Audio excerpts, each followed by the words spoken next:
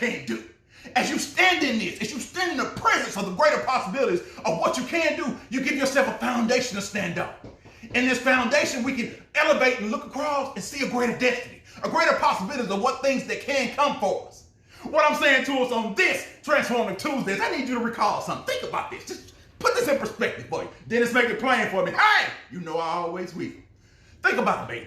Think about a little baby. When you see them start to go through the process of transition, they go from their cute little phase of just rolling and laying in one position, they get to where they can roll.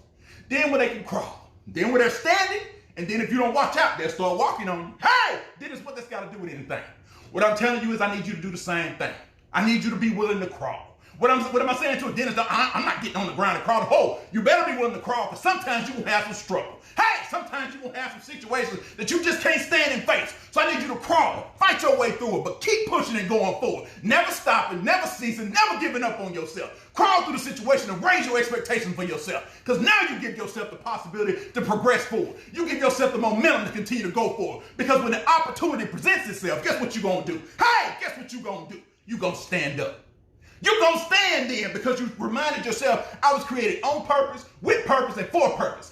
I am here for a reason and not just a season. This third quarter will not define me. Last quarter won't define me. The seasons and the quarters before that won't define me, because guess what? I'm going to crawl. I'm going to progress forward. I'm not going to give in to the temptation of stopping, of being weary and well-doing, because I'm better than that, and I won't let these situations and circumstances define me.